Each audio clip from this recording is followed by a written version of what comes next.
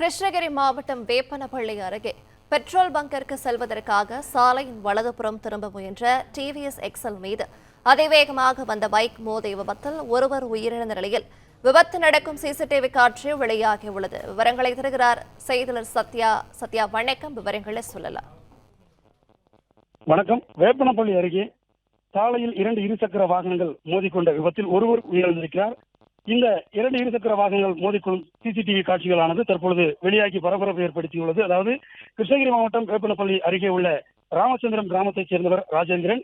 இவர் கடந்த 9ஆம் தேதி வேப்பனப்பள்ளியில் இருந்து தனது மனைவி மீனாவுடன் டிவிஎஸ் எக்ஸல் சூப்பர் பைக்கில் வீட்டிற்கு சென்று கொண்டிருந்துள்ளார். அப்பொழுது வேப்பனப்பள்ளி கிருஷ்ணகிரி சாலையில் வந்து கொண்டிருந்த பொழுது கிட்டன் ரச்சை பகுதியில் உள்ள பெட்ரோல் பங்கில் பெட்ரோல் போடுவதற்காக திரும்ப முயன்றுள்ளார். அப்பொழுது வேப்பனப்பள்ளி அடுத்த கே கொத்தூர் கிராமத்தைச் சேர்ந்த குபேந்திரன் என்பவர் வேப்பனப்பள்ளியில் இருந்து கிருஷ்ணகிரி நோக்கி இருசக்கர வாகனத்தில் வந்து கொண்டிருந்த பொழுது அந்த வளைவில் திரும்ப முயன்ற இருசக்கர வாகனம் மீது மோதி விபத்துக்குள்ளாகி இருக்கிறது.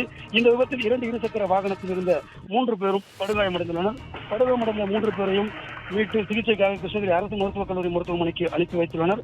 இதில் பலத்த காயமடைந்த ராஜேந்திரனை மேல் சிகிச்சைக்காக மருத்துவர்கள் தருமபுரி அரசு மருத்துவமனைக்கு அனுப்பி வைத்தனர். அங்கு அவருக்கு தீவிர சிகிச்சை அளிக்கப்பட்டும் சிகிச்சை பலனின்றி கடந்த 10ஆம் தேதி பரிதாபமாக உயிரிழந்தார். இந்த நிலையில் இது குறித்து வேப்பனப்பள்ளி போலீசார் வழக்கு பதிவு செய்து விசாரணை மேற்கொண்டு வரும் நிலையில் இந்த 2 இருசக்கர வாகனங்கள் மோதிக்கொள்ளும் சிசிடிவி காட்சிகளானது தற்பொழுது வைரலாகி வருகிறது.